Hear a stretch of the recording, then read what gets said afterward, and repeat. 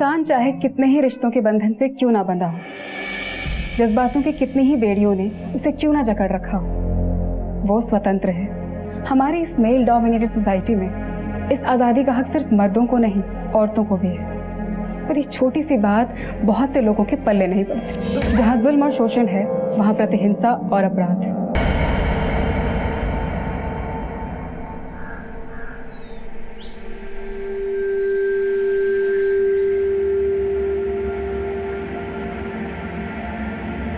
जा जा जा बोल ला। बोलू युवराज इधर आओ, इधर आओ। अरे ये देखो इधर क्या है।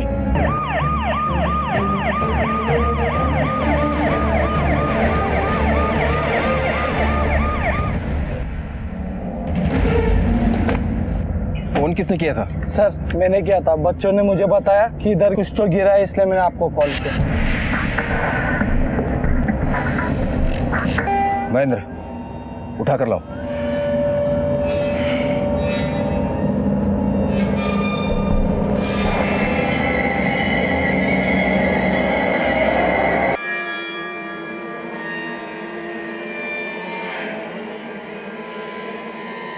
सर पैरों की जोड़ी है। सर ये देखिए, नेल पॉलिश भी लगी हुई है, किसी औरत के हैं। एक काम करो, फॉरेंसिक टीम बुलवाओ और आसपास के पूरे इलाके को अच्छे से छान मारो। अगर पैर मिला है तो बाकी का हिस्सा भी आसपास ही होगा। सर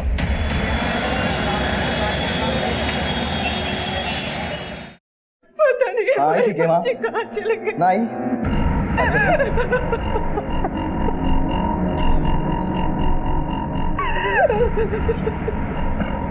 क्यों यार? 2-3 किलोमीटर तक सबने पता कर लिया, कहीं कुछ पता नहीं चल रहा, कोई कुछ ना बता पा रहा।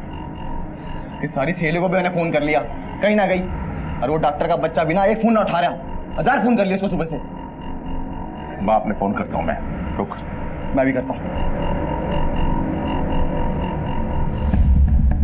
सर पैरों को बड़ी ही सफाई से किसी सर्जिकल नाइफ से काटा गया। अंदाजा है किसी पैरामेडिक स्टाफ या खुद किसी डॉक्टर ने काटा। सर डॉक्टर ने?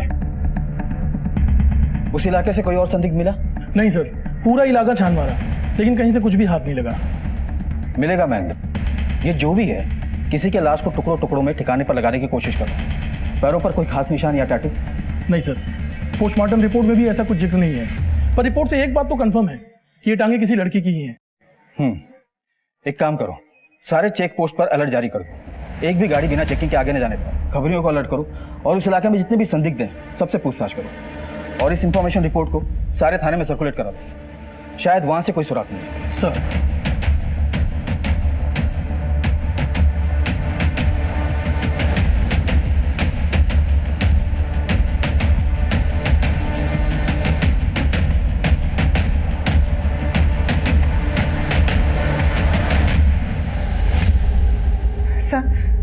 ये मेरी बेटी मधु की फोटो है। मधु के पति का फोन आया था, जरूर वो अपने पति के पास ही गई होगी। अरे काहे का पति? उसी ने भगाया उसे। और मैं तो ठीक से रेट बोलने दीजिए इन्हें। दोनों ने लव मैरिज की। लड़का डॉक्टर है। 3 हफ्ते पहले ही दोनों हमसे मिलने आए थे। पापा ये वीरेन है। मैं जिस हॉस्पिटल में काम करती हूँ वहां पे ये डॉक्टर हैं। तो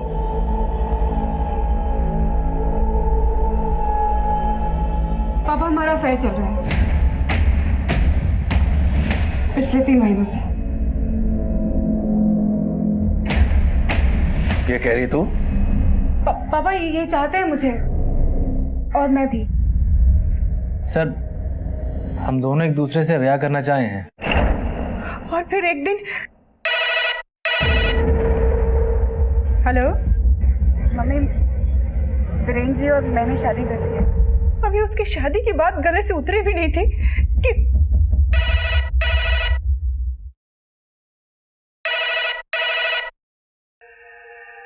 हेलो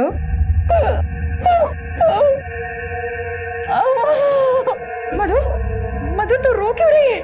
तू ठीक तो है ना? ठीक नहीं हूँ मम्मा, वीरेन ने मुझे बहुत मारा। मेरी नौकरी भी छुड़वा दी। आजा मेरी बच्ची, आजा अपने घर आजा।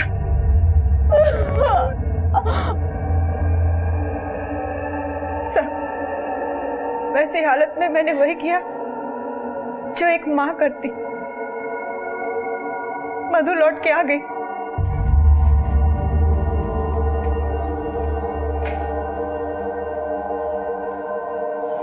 मम्मा, मधु,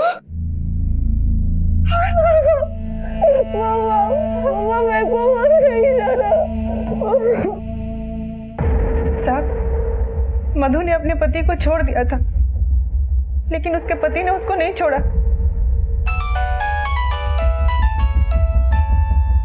मधु, ये बार बार किसका फोन आ रहा है बेटा? बात तो कर ले। वीरेन का फोन है माँ, हॉस्पिटल मिलने के लिए बुला रहा है। बिल्कुल मत मिलना उससे। मम्मा, मैं सोच रही हूँ उससे मिल लेती हूँ, मिलके किस्सा ही खत्म करती हूँ। उसको बोलती डिवोर्स पेपर तैयार करे, मुझे रहना ही नहीं इसके साथ। तलाक लेने को कह के गई थी, तब से लौट के आई ही नहीं।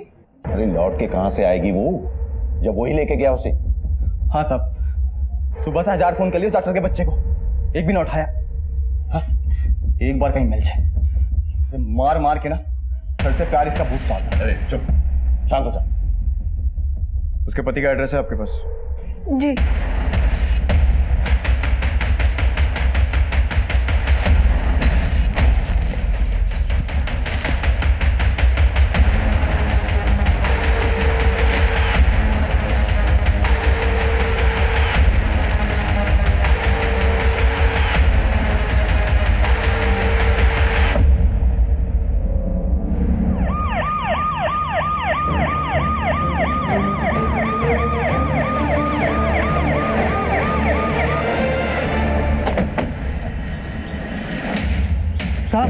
साहब ये देखो, ये देखो।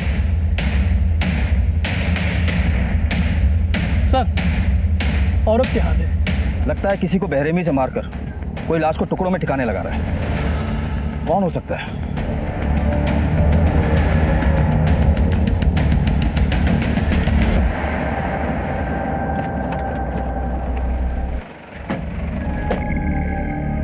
दो तीन दिन रोज आना पड़ेगा पट्टी कराने के लिए। वैसे तो दर्द होगा नहीं। भैया जी, पुलिस आई है। पुलिस? अरे छोरी तो मजे में थी अठे, लेकिन एक दिन पता नहीं क्या हुआ, क्या भूत सवार हुआ, सुबह बैग उठाया और चल दी। आप डॉक्टर वीरेन नागपाल। पत्नी कहाँ है आपकी? मैंने भेजा नहीं है सर। क्यों? बुलाने के लिए फोन किया था ना उसे। सर किया था पर वो आई नहीं, दोबारा फोन किया तो फोन स्विच ऑफ था। लेकिन मधु के माँ बाप का बयान है कि तुमने, बल्कि आप सबने बहुत तकलीफ दी है उसे, मारपीट की है उसके साथ। कैसी बातें कर रहे हैं आप साहब? वो तो मजे में थी ये। अम्मा, सर बात दरअसल ये है कि ये जो मधु के घर वाले हैं एक नंबर के जाहिल लोग हैं। मुझे तो बात करते नहीं ये लोग, बात तक गाली या हाथ छोड़ देंगे। उस दिन जब मैं और मधु इनके पास अपनी शादी का प्रपोजल लेकर गए थे तो हम अपनी बिरादरी के बाहर अपनी लड़की की शादी नहीं कर सकते। अपने दिमाग में बात बिठा ले बस। भाई पापा चुप, मेरी अंग्रेजी मत जा रहा है। अब देख डॉक्टर साहब, अगर तो परमिशन मांगने आए ना, वो तो किसी कीमत पे ना मिलने वाली। अरे बाकी रही तुम दोनों की अफेयर सफेयर की बात, इसको ना यहीं की यहीं खत्म कर दो, यही तुम दोनों के लिए अच्छा होगा। समझ गया? देखिए आप थोड़ा ना सलीके से पेश आए। अच्छा खड़ा यहाँ से बाहर निकल घर से, चल चल अपने कमरे में चल। सुन ले, चुप। अगर आज के बाद तुम दोनों साथ दिख गए ना तो सामने वाले पेड़ पे माँ खत्म उल्टा काट कर खा दूंगा। समझ गए? अच्छे, अरे चल चल। इन्हीं तमाशों के बीच सर एक दिन मधु मेरे पास आई। इनकी दवाइयाँ कंटिन्यू रखना, ठीक है? Madhu, so sorry. ठीक हो तुम? ठीक हूँ। I am so sorry Viren, I shouldn't have taken you there. मुझे वहां तुमको लेके ही नहीं जाना चाहिए था। ओके बाबा, तुम्हें पता तुम्हारे बापू और भाई को तो कब की जेल हो जानी चाहिए थी। उनके बारे में छोड़ो, मेरे बारे में सोचो। शायद मेरा कल से यहाँ पे हॉस्पिटल में आना बंद करवा दे वो लोग। फिर बताओ क्या करना है? शादी कर लेते हैं। और फिर हमने शादी कर ली। मधु ने जब हमारी शादी के बारे में अपने घर वालों को बताया तो हमारे घर आने की जरूरत नहीं है, टांगे काट दूंगा तेरी। वो सब तो ठीक है, लेकिन फिर रोते हुए वापस क्यों चली गई थी वो? सर मधु को गलतफहमी हो गई थी। कैसी गलतफहमी? सर मधु मॉडर्न लड़की है, उसका रहना सहना कपड़े लत्ते सब, भले ही डॉक्टर सही लेकिन गांव में रहने वाला इंसान है, अपने संस्कारों से जुड़ा हुआ, अपनी मिट्टी से जुड़ा हुआ, और ये सब मधु को जचा नहीं।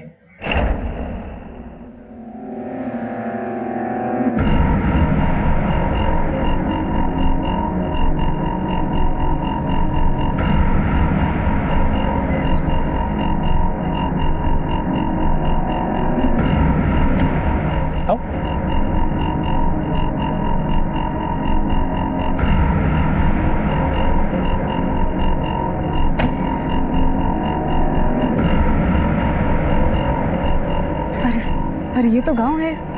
हाँ, हमारा घर गांव में ही तो है। फिर यहाँ पे रहना पड़ेगा। हाँ बिल्कुल, यही तो रहना है हमें। हाँ। बाबूजी, भैया तो बहू ले आए। वीरेन, ये क्या नौटंकी से? अम्मा, जो थारी बहू से पहुंचो।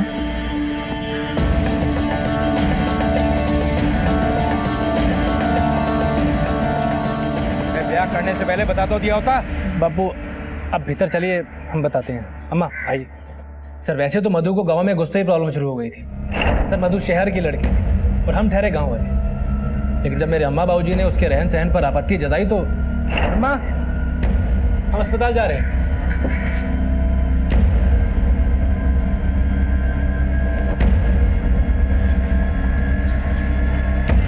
वीरेन, यो बेहुदा कपड़े पहन के किस जा रही है? बेहुद? पापा जी हॉस्पिटल जा रही हूँ मैं। ये कौन सा अस्पताल? शादी हो गई है, चुपचाप घर पे रहो। पापा जी मैंने घर पे क्या करना है? हमारे अपने खेत हैं और हमारे यहाँ की औरतें खेत पे काम करने से। चल जा भीतर। मधु तुम आज घर पर रुक जाओ, मैं अस्पताल में मना कर दूंगी। हाँ? क्या मना कर दोगे? जॉब है मेरी, मेरे लिए मेरा करियर बहुत इंपॉर्टेंट है, तुम जानते हो ये। बीकॉम किया मैंने, घर पे वेले बैठने के लिए नहीं। नंगा नाच नचाने के वास्ते लाए छोरी। तमीज से बात करी मम्मी जी। हाँ। माफी my foot. Madhu, Madhu. Sir एक तरफ हमारे अम्मा बाबूजी थे और एक तरफ हमारी बीवी थी, और मैं दोनों के बीच में पिस कर रह जाता था। मधु हाथ जोड़ रहा हूँ यार, मेरे पीछे मत माफ कर दो मुझे। नहीं रहना तुम्हारे साथ। तो हम सॉरी सॉरी बोल तो रहा हूँ, अरे हाथ जोड़ रहा हूँ तुम्हारे। मधु सर मैं मानता हूँ कि हमारी गलती है, मुझे उस पर हाथ नहीं छोड़ना चाहिए था, पर सर मैंने उसे सॉरी बोला, हाथ भी जोड़े, फिर भी वो आई नहीं। लेकिन मधु के घर वालों का कहना है कि सिर्फ एक थप्पड़ नहीं मारा था, मारपीट की गई थी उसके साथ, बहुत चोटें आई हैं उसे। सर झूठ है ये। तो जब वो चली गई थी तो फिर उसे फोन क्यों किया था? सर मैंने उसको सॉरी बोलने के लिए फोन किया था। मधु फोन कर करके दिमाग मत खराब करो मेरा। मधु प्लीज मेरी बात तो सुन लो एक बार। मुझे कुछ नहीं सुनना है, दोबारा फोन मत करना यहाँ पर। एक बार आके जरा हॉस्पिटल में मिल तो लो। मुझे नहीं मिलना तुमसे। मुझे हॉस्पिटल बुलाया था पर वो आई नहीं। ठीक है,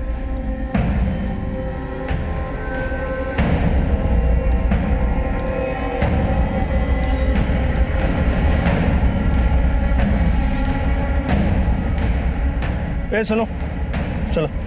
मैं कहाँ जाऊँ? अरे चलो, कुछ पूछताछ मैंने कर। क्या किया साहब? चलो। अरे साहब मुझे कहाँ ले जा रहे हो? चल चल बता। अरे साहब चल। अरे मैंने क्या किया साहब? मुझे कहाँ ले जा रहे हो? किया नहीं है, बता देखा क्या है? मैंने कुछ नहीं देखा साहब। अच्छा, तो अंदर पूछताछ में तेरे तोते क्यों उड़ रहे थे? कम, इसको थाने लेके चल, चाय पानी देंगे ना, सब बोलेगा। चल चल। साहब पूरी बात तो नहीं मालूम, लेकिन बीरेन भैया अक्सर फोन पे बात करते हैं।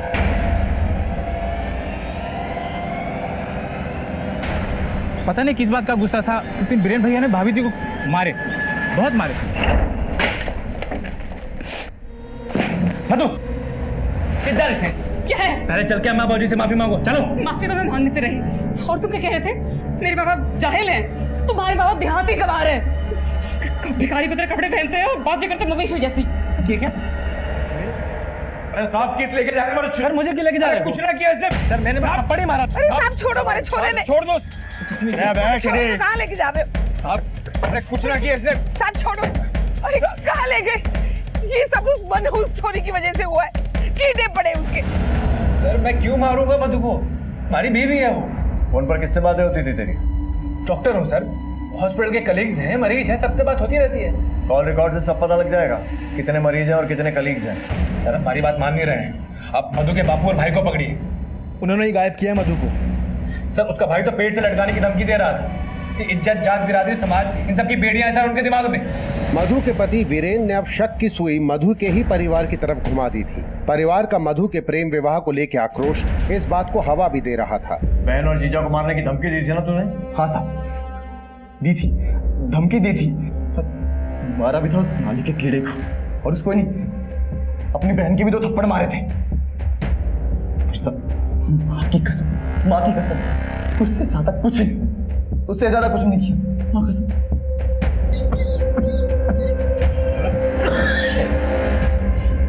सर वो डॉक्टर अपने सर के तो में तो हमारे सर पे तोप रहा है। बिरादरी की बहुत चिंता है ना तुम्हें?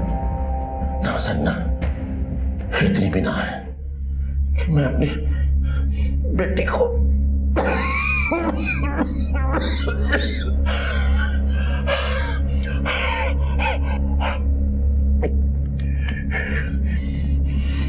जिस दिन मधु गायब हुई थी कहाँ थे तुम? दुकान पे था सर, दुकान पे। जगदीश और उसका बेटा दुकान पर आए थे क्या? बाप बेटे रोज दुकान पे आते हैं, कभी नागा नहीं करते थे।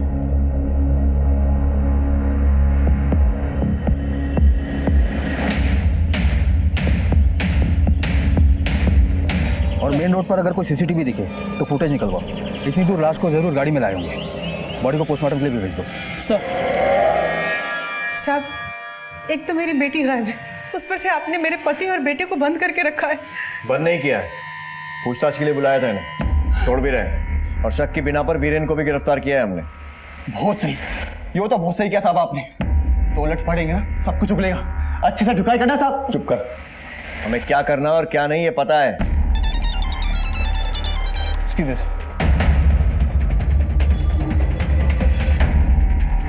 सर नाथुपुर झील के पास एक लड़की की डेड बॉडी मिली है।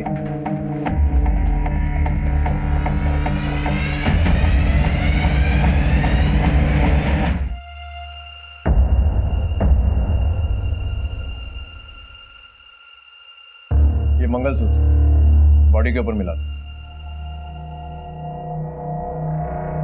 मम्मा मैं सोच रही हूँ उससे मिल लेती हूँ, मिलके किस्सा ही खत्म करती हूँ। उसको बोलती डिवोर्स पेपर्स तैयार करे, मुझे रहना ही नहीं उसके साथ।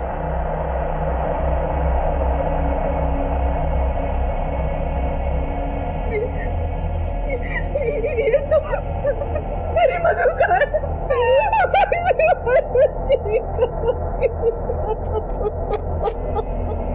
पोस्टमार्टम के हिसाब से हत्या गला दबाने से हुई है और बहुत ही सफाई से बॉडी को 3 हिस्सों में काटा गया ताकि लाश को ठिकाने लगाया जा सके। सर्जिकल नाइफ से, फिर किसी नुकीले पत्थर से चेहरा भी कुचला गया है। इतने तरीके से बॉडी को ठिकाने लगाने की कोशिश, कोई डॉक्टर भी हो सकता है? हो सकता है। बॉडी मिल जाएगी? हाँ महेंद्र, फॉर्मेलिटीज पूरी करके बॉडी फैमिली को हैंड ओवर करो। ठीक सर। सर ये मधु के केस की फाइल है, इसमें उसके सारे डिटेल्स, और अगर आगे की कार्रवाई के लिए हमारी जरूरत पड़े तो हमें कांटेक्ट कीजिएगा। Thank you. ये कुछ पेपर फॉर्मेलिटीज आप लोगों को कंप्लीट करनी है। आज हमारे साथ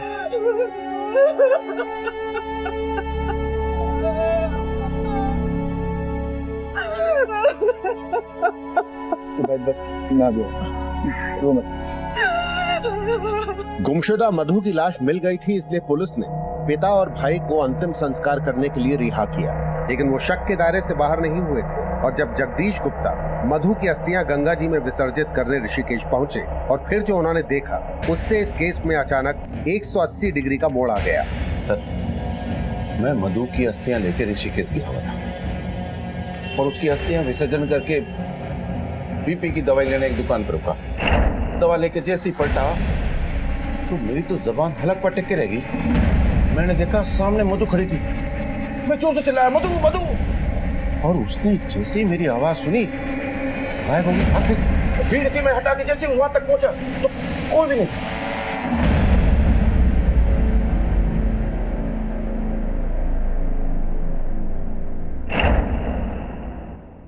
अगर वो वाकई में मधु थी तो भागी क्यों? हमें क्या पता? आपको पूरा यकीन है कि वो मधु थी?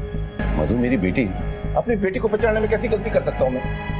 अब जानते हैं आप क्या कह रहे हैं? आप अपनी बेटी की लाश जला चुके हैं, अस्थियां विसर्जित कर चुके हैं। अब जिंदा कैसे हो गई वो? मैंने तो जो देखा मैं वही बता रहा हूं।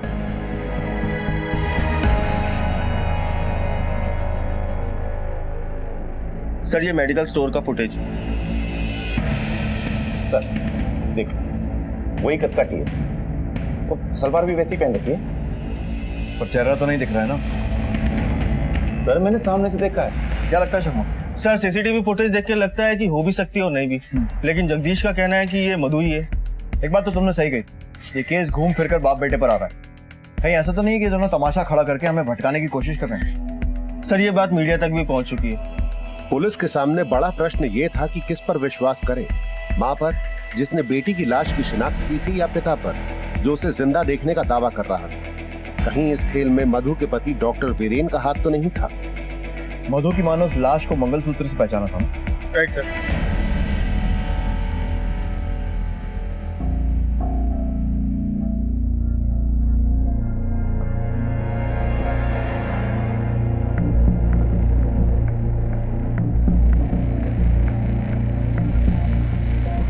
आपने कहा था कि वो मंगलसूत्र मधु का है और वो लाश भी मधु की, और अब आपके पति दावा कर रहे हैं कि मधु जिंदा है और उन्होंने उसे देखा है। क्या चल क्या रहा है आप लोगों का? सर मुझे पूरा यकीन है कि वो मंगलसूत्र मधु का ही है, और फिर मैं अपनी बेटी का मंगलसूत्र पहचानने में धोखा कैसे खा सकती हूँ? और रही बात मेरे पति के बयान की, वो तो जांच आप लोग कर ही रहे हैं ना। ठीक है, अब वो मंगलसूत्र ही बताएगा कि वो किसका है। सर मधु मर्डर केस में जो लाश मिली है, ऐसा बताया जा रहा है कि वो लाश मधु गुप्ता की नहीं बल्कि किसी और की है। पुलिस विभाग से इतनी बड़ी गलती कैसे हो सकती है कि लाश की पहचान किए बिना उसका अंतिम संस्कार कर दिया गया है? सर लाश की डीएनए टेस्टिंग अब तक क्यों नहीं की गई है? देखिए हम लोगों की जांच जारी है। सर वो लाश अगर मधु गुप्ता की नहीं है तो फिर किसकी है? हम लोग मामले की नए सिरे से तफ्तीश कर रहे हैं, जैसे कोई जानकारी मिलेगी आपको देंगे। लेकिन काफी वक्त निकल चुका है सर, काफी वक्त निकल चुका है सर। पीछे माफी माय फुट। तुम्हारे बाबा देहाती गवार है, भिखारी की तरह कपड़े पहनते हैं और बातें करते मवेशी हो जाती।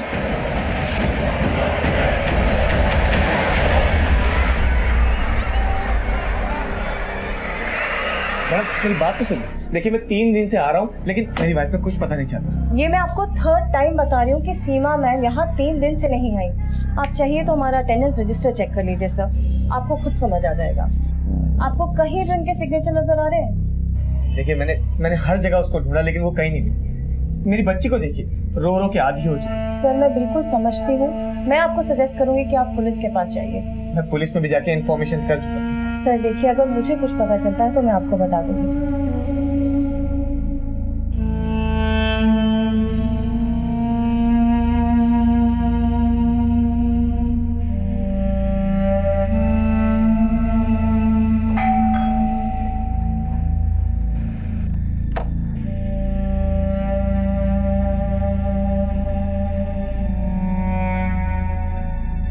दामाद जी कुछ पता चला सीमा का? नहीं पापा, कुछ पता नहीं चला। दामाद जी एक बार पुलिस से फिर से पता करो ना, शायद कुछ पता चल जाए।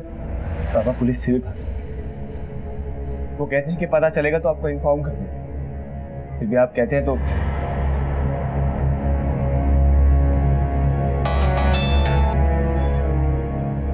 हेलो सर, मैं दीपक बोल रहा हूँ। सीमा का कुछ पता चला? हमारी टीम जांच कर रही है, जैसे कुछ पता चलेगा सबसे पहले मैं आपको बताऊंगा। सर मेरी 2 साल की बच्ची माँ माँ पुकारती, फिर माँ के क्या हाल होता आप समझ सकते हैं ना। हम लोग इंक्वायरी कर रहे हैं, जैसे कुछ पता चलेगा हम आके बताएंगे।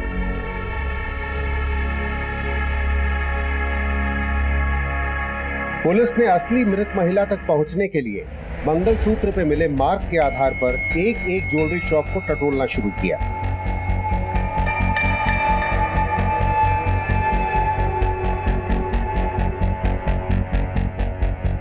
हाँ सर, ये हमारी दुकान का है। इसको हम ऑर्डर से बनवाते हैं सर। बता सकते हैं किसने बनवाया था? सर बिल्कुल, चेक करना पड़ेगा।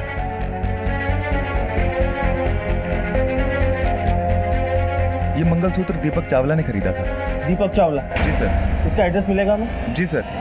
सर 17B सूरज अपार्टमेंट, घोड़ा मोड़, बबाना। Thank you.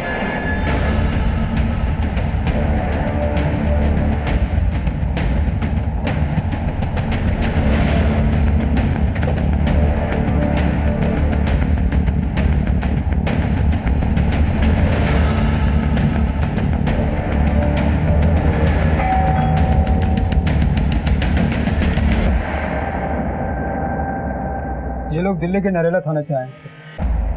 मेरी बीवी मिली? कुछ पता चला उसका?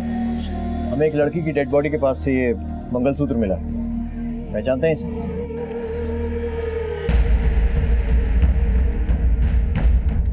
सर, ये मेरी सीमा का मेरी सीमा का है।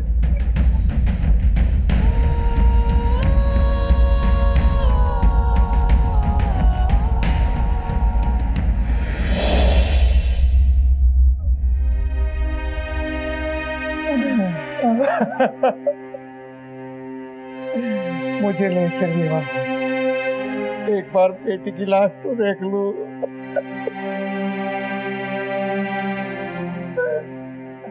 दरअसल एक परिवार ने आपकी बेटी की शिनाख्त की थी और उसी परिवार ने उसका अंतिम संस्कार भी कर दिया।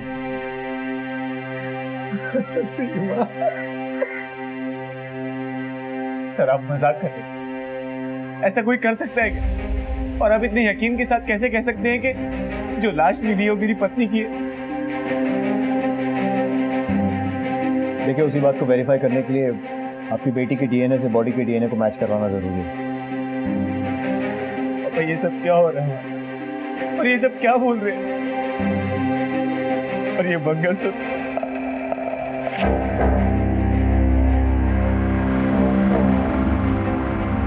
सर, सीमा से जुड़े हर पहलू को हमने तहकीकात किया, अभी तक कुछ नहीं मिला। हमने उसके कॉल रिकॉर्ड्स भी देखे। एक नंबर है 76123 जिससे सीमा को बार बार कॉल किया गया था। 4 महीने में 253 बार कॉल किया गया था और सीमा भी इस नंबर पे बार बार कॉल करती थी। इसका नंबर? सर प्राइवेट नंबर है, अनलिस्टेड है। टेलीफोन कंपनी को इस नंबर की डिटेल भेजने के लिए बोला है। 2-3 दिन में आ जाएगा। फिलहाल ये मोबाइल स्विच ऑफ। सर, ये सीमा हत्या के तार कहीं मधु केस से तो नहीं जुड़े हुए? हो सकता है, क्योंकि ये डॉक्टर वीरेन भी किसी औरत से फोन पर बात कर रहा था।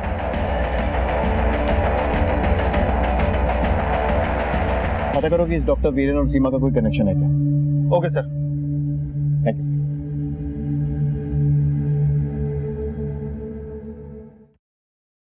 पहचानता है इसे? ना सर, नहीं जानता। देख, सच सच बोल दे, वरना फसलें साबुत नहीं बचेंगी तेरी। जिस तरह से लाश के हाथ पैर काटे गए हैं वो कोई प्रोफेशनल डॉक्टर ही कर सकता है। तू भी तो डॉक्टर है ना? सर अम्मा की कसम सर, मैं नहीं जानता हूँ इसे ये कौन है। सर, जिस नंबर से सीमा की फोन पे बातें हो रही थी उस नंबर को ट्रेस करिए। किसी राजेश निगम का नंबर है, पता लगा। Okay sir.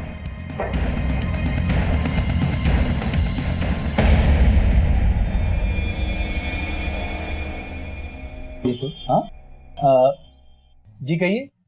पुलिस नरेला थाने से। अच्छा, ये मैं बात नहीं। हाँ सर कहिए। ये नंबर आप ही का? जी हाँ, मेरा नंबर है। तो स्विच ऑफ क्यों है? सर वो बिल ज्यादा आ रहा था इसलिए मैंने वो नंबर ही हटा दिया। जिस तरह अपनी गर्लफ्रेंड को रास्ते से हटा दिया। कौन गर्लफ्रेंड? सीमा, जिससे पिछले 6 महीने से आप लगातार फोन पे बातें कर रहे थे। सर सीमा मेरी गर्लफ्रेंड नहीं है, वो एक परेशान औरत है, हमेशा पैसे के लिए रोती रहती है और एक हफ्ते से वो एब्सेंट है। वो एब्सेंट इसलिए है क्योंकि उसका मर्डर हो गया है। क्या? ओह माय गॉड, कब? ये तो आप ज्यादा बेहतर बता सकते हैं कि कब, कहां और क्यों, क्योंकि मर्डर से 1 रात पहले भी उससे आपकी बात हुई थी फोन पर। ठीक है सर, मैं मानता हूँ, मैं उनसे रोज बात करता था। उसे पैसे की प्रॉब्लम थी, इसके लिए शायद वो डिप्रेशन की शिकार थी सर। तो मेरे और उसके बीच में एक हमदर्दी का रिश्ता था। उसका सुसाइडल नेचर था सर। एक दिन स्कूल के छत से कूदने लगी। अच्छा हो गया प्यून ने देखा। सर मैंने उसे बहुत समझाया। मुझे उसकी टेंशन होती थी, इसलिए मैं उसे कॉल करता। देखिए मर्डर केस है और क्रिमिनल अभी तक पकड़ा नहीं गया, और जब तक क्रिमिनल पकड़ा नहीं जाता आप ये शहर छोड़कर हमें बिना बताए जा नहीं सकते। जी। सीमा के डिप्रेशन की क्या वजह थी? डिप्रेशन तो नहीं था सीमा को, वो तो बहुत खुश थी अपनी बेटी और पति के साथ में। लव मैरिज थी दोनों की। अच्छा, सीमा ने कभी आपको पैसे की तंगी के बारे में बताया था? कोई फाइनेंशियल क्राइसिस? नहीं सर, कोई फाइनेंशियल क्राइसिस नहीं था। दीपक ठीक ठाक कमाता है, 2-4 बिजनेस है उसके। सीमा से उसकी कोई शिकायत भी नहीं सुनी मैंने।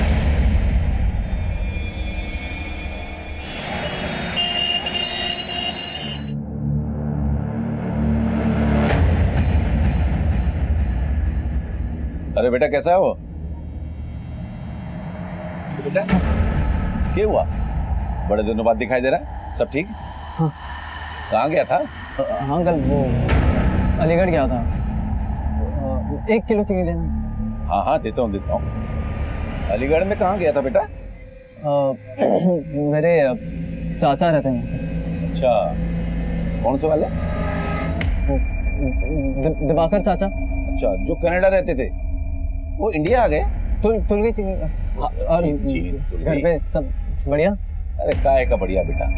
मधु ने पहले अपनी मनमर्जी की शादी करी, नाक कटवा दी हमारी, फिर 4-5 दिन से गायब है। पता ही नहीं चल रहा। थाने घूम घूम के तक लिए, सारे एरिया में पता कर लिया, कुछ ना पता चल रहा। बेटा मधु तो तेरे बचपन की दोस्त है, स्कूल की, तेरे से कुछ कह के गई, तेरे को कुछ पता है? नहीं तो चल मैं चलता हूँ। अरे कुछ तो, अरे बता तो सही। अरे बेटा अपनी चीनी तो ले जा।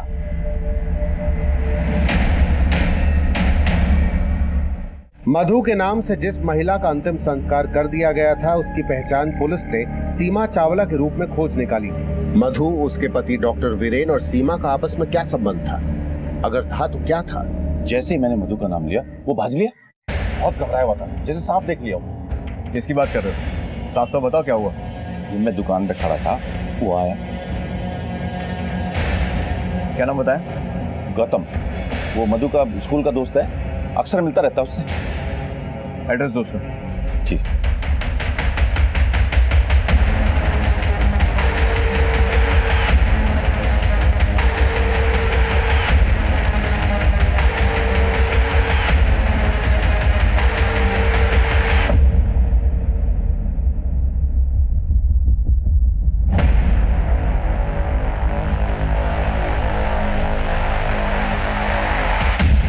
चल सच से बता, वरना 4 लठ पड़े ना तो अपने आप पकने लगेगा। मधु के बारे में जो कुछ भी मालूम है शुरू हो जा बोलना। मधु से मेरी मुलाकात दुकान में हुई थी सर। अरे मधु, बीकॉम टॉप कर तू गले भी क्या कर रही है? क्या चाहिए ये बता। ये गुस्सा क्यों हो रही है? हम तो तेरे स्कूल के फ्रेंड है ना। कुछ प्रॉब्लम है तो बता ना। बोलना क्या हुआ?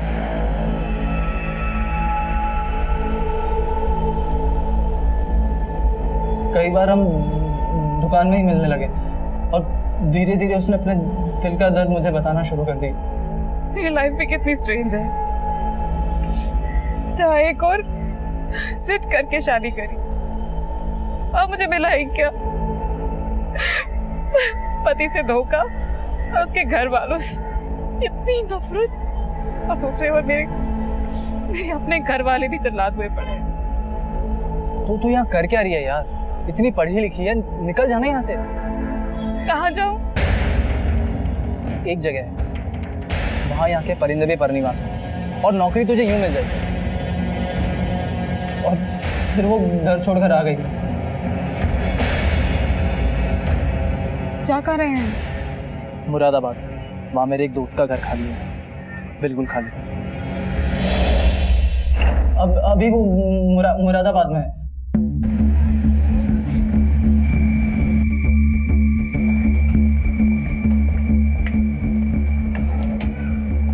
मुरादाबाद से योगेश पांडे बोल रहा हूँ। यहाँ पे तो ताला लगा हुआ है। मैंने आसपास के लोगों से पूछताछ की तो पता चला कि मधु यहाँ से जा चुकी है। ओके आशम सर, मधु मुरादाबाद से निकल गई है। इसका मतलब वो भाग रही है, और भागता वही है जिसके दिल में चोट है। हेडक्वार्टर को अलर्ट कर। ये बात तो साबित हो गई डीएनए रिपोर्ट से कि जो लड़की मरी है वो मधु नहीं है। बाकी बातें मधु के पकड़े जाने पर ही क्लियर हो। सर, मैंने आसपास के सभी थानों में इन्फॉर्म कर दिया।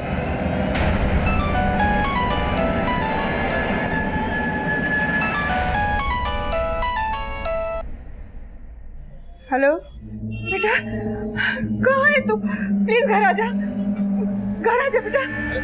कौन है? इसका फोन है? हेलो हेलो, कौन बोल? हेलो, किसका फोन? मधु का।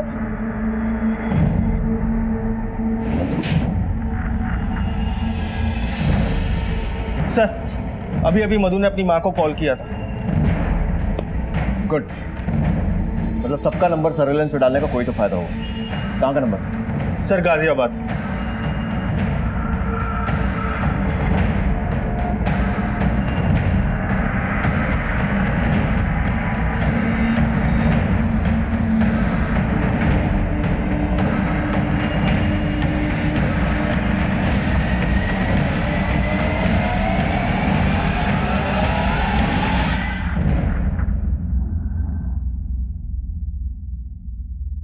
तुम्हारा फैसला भले ही सही हो, लेकिन तरीका बहुत गलत चुना तुमने। जल्दबाजी में उठाए कदम के नतीजे तो तुम देख ही चुकी हो। देखो मधु, लाइफ में कुछ भी थाली में सजा कर नहीं मिलता है। रिश्तों को निभाने के लिए, चीजों को पाने के लिए बहुत मेहनत करनी पड़ती है, और कई बार हालात से समझौता भी करना पड़ता है। तुमने लाइफ को सिर्फ अपनी मर्जी से जीने की कोशिश की, बिना ये सोचे कि दूसरों पर क्या असर पड़ेगा, और इसीलिए आज सब कुछ होते हुए भी तुम्हारे पास कुछ नहीं है। मुझे अपने उस जाहिल पति और उसके गवार परिवार के साथ नहीं रहना है, ना इन जिद्दी और गुस्से से भरे लोगों के साथ। मुझे अकेले और आजाद रहना है सर। अपनी जिंदगी अपने उसूलों पे जीनी है, कुछ बनना है मुझे। किसी की जिद के गुलाम नहीं बनना, और ना किसी की मार कुटाई सहनी है मुझे। और अपना झूठ छुपाने के लिए तुमने सीमा को मार दिया।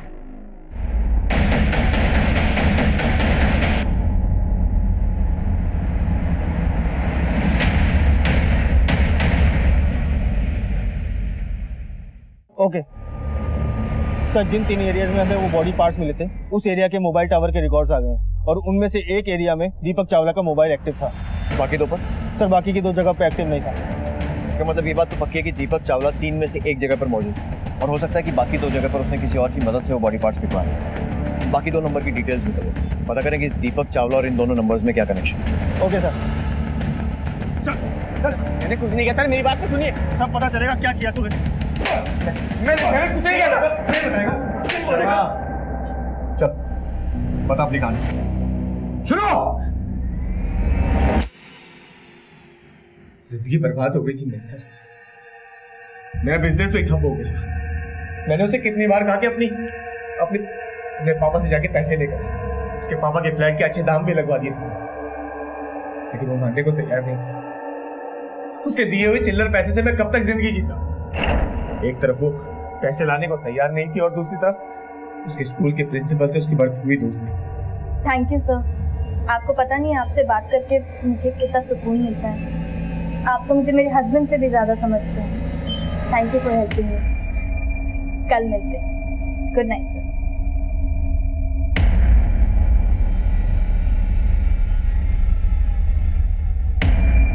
कर ली अपने यार से बात? वो जो शट अप, वो यार नहीं दोस्त है मेरे।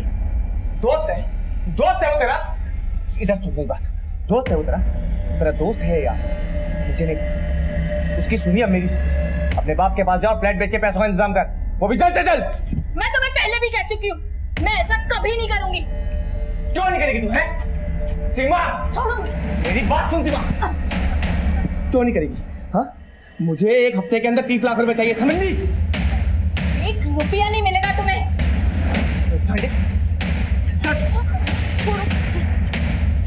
ये पकड़ ये पेपर। क्या ये? अपने बाप के पास जा, और इन पेपरों पे सिग्नेचर करवा के लाते बाप से। किस चीज के पेपर हैं ये? प्रॉपर्टी। साइन? कोई साइन नहीं करूंगी मैं इसमें, कभी भी नहीं, समझे तुम?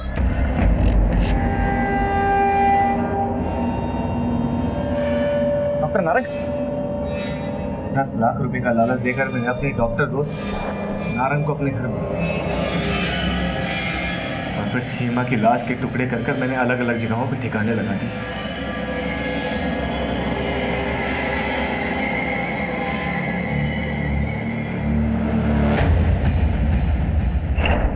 मैं उसे मारना नहीं चाहता, वो गलती से मुझे न्यूज़ में जब पता चला कि सीमा की लाश का किसी और परिवार ने अंतिम संस्कार कर दिया तो मैं निश्चिंत हो गया कि अब मुझे कोई नहीं पकड़ सकता। और फिर जब आप लोग मंगलसूत्र को लेकर मेरे पास आए तब मैंने अपने आप को बचाने की कोशिश की, मगर पकड़ा गया। उठाकर लाओ उसको। Yes sir. लाश को काट कर ठिकाने लगाने के जुर्म में डॉक्टर नारंग को भी दोषी पाया गया और सजा सुनाई गई। अपनी जिंदगी की गाड़ी को जल्दी पटरी पे डालने के लिए गलत रास्ता चुनने से कभी मंजिल नहीं मिल सकती, इसलिए कामयाब जिंदगी के लिए सूझबूझ, सब्र और एडजस्टमेंट भी जरूरी है। देखते हैं हमारे आज के एपिसोड की दूसरी कहानी। Of one unity in the basic of demand, MU.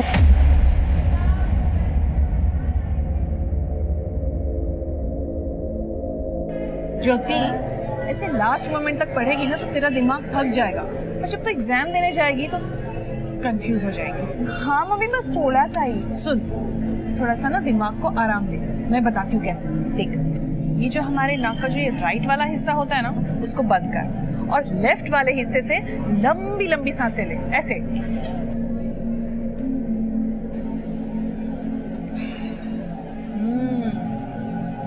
Mummy मुझसे नहीं होगा।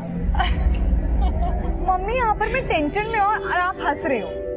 तेरी टेंशन कम करने के लिए तुम्हें ये सब कर रही हूँ, ऐसे मुंह लटका के नहीं, स्माइल करते हुए एग्जामिनेशन हॉल में जाना चाहिए।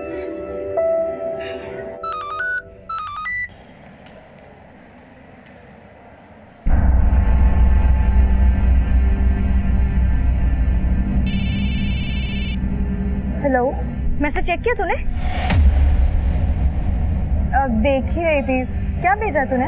अरे आज के इकोनॉमिक एग्जाम के क्वेश्चन पेपर का फर्स्ट पेज है। मेरे हाथ लगाए, अगर तुझे चाहिए 5000 देना पड़ेगा, क्योंकि मैंने 10,000 में खरीदा है वो। 10,000? वृंदा, तुझे किसी ने बेवकूफ बनाया। बोर्ड्स का पेपर कभी लीक नहीं होता है। बेवकूफ तू है पागल, जो गोल्डन चांस मिस कर रही है। यही क्वेश्चन आने वाले हैं आज।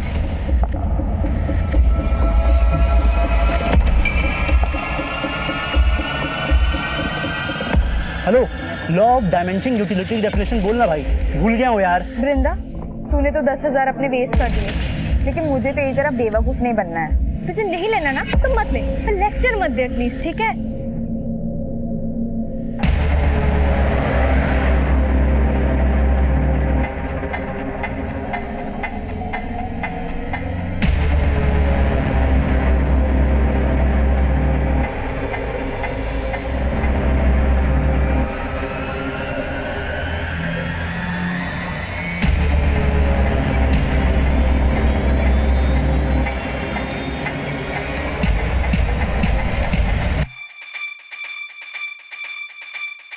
ध्यान रहे, सील एग्जाम शुरू होने से 15 मिनट पहले ही खुलनी चाहिए।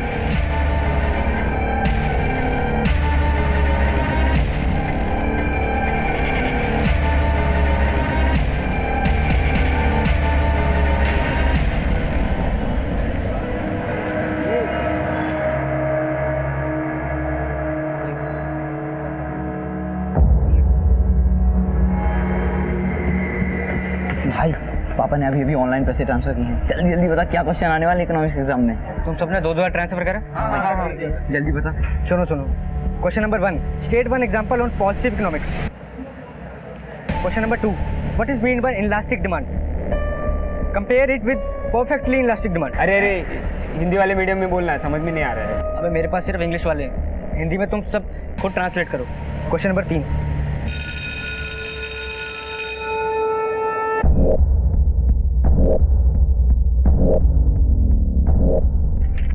अरे ये प्रोडक्ट बिहेवियर एंड सप्लाई वाले नोट्स क्यों नहीं मिल रहे हैं? अरे इनलास्टिक डिमांड का मतलब क्या है हिंदी में?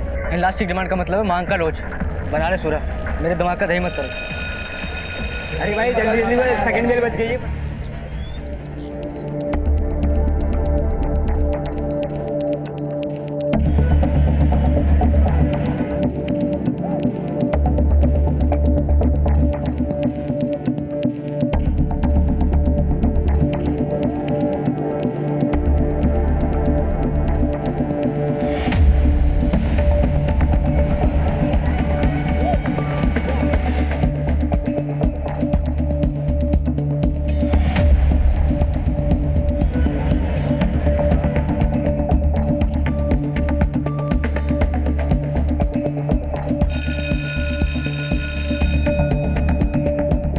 हरी अप गाइस, थर्ड बेल बज चुकी है। Come on quick.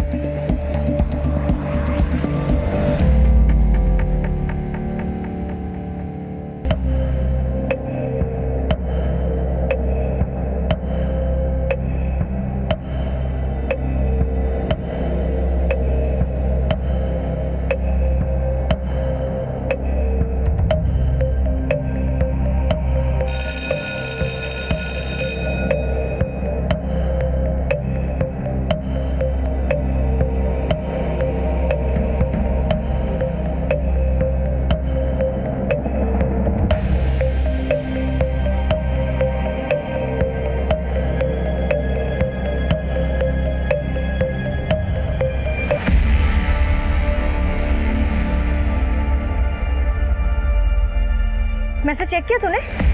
अरे आज के इकोनॉमिक एग्जाम के क्वेश्चन पेपर का फर्स्ट पेज है। ये तो वही सारे क्वेश्चन हैं जो मुझे वृंदा ने भेजे थे।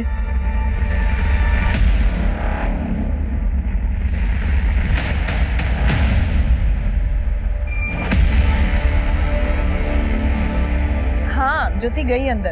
अब तक तो एग्जाम भी शुरू हो गया होगा। Okay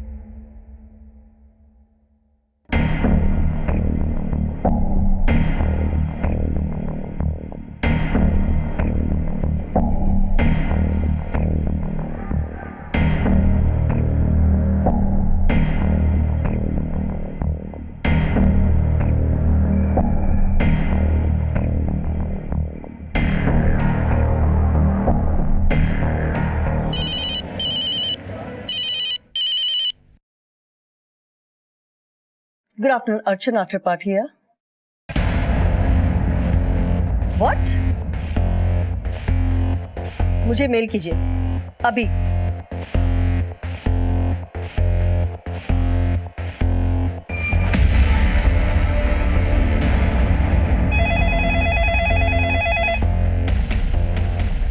Hello? Yes, I'm aware of that.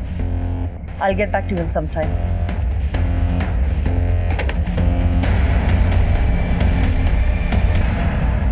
जूही, हमें स्टूडेंट्स और पेरेंट्स के कंप्लेंट्स कॉल आ रहे हैं। 12th क्लास का इकोनॉमिक्स का क्वेश्चन पेपर लीक आउट हो गया है। मुझे भी इस तरह के बहुत सारे कॉल्स आए हैं। This is getting really serious. तुम अपने साइड से पता करो कि ये पेपर सिर्फ अपने ही स्टेट में लीक आउट हुआ है या इंडिया के 4173 सेंटर्स में भी लीक हुआ है। तब तक मैं पुलिस को इन्फॉर्म करती हूँ। ज्योति आजा बेटा, खाना खा ले। ज्योति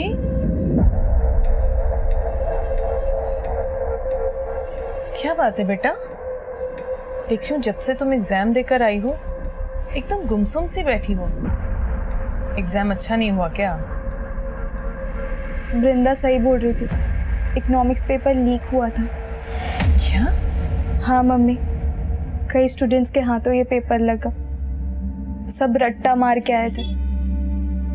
सबके अच्छे मार्क्स आएंगे पर मेरे अच्छे मार्क्स नहीं आएंगे।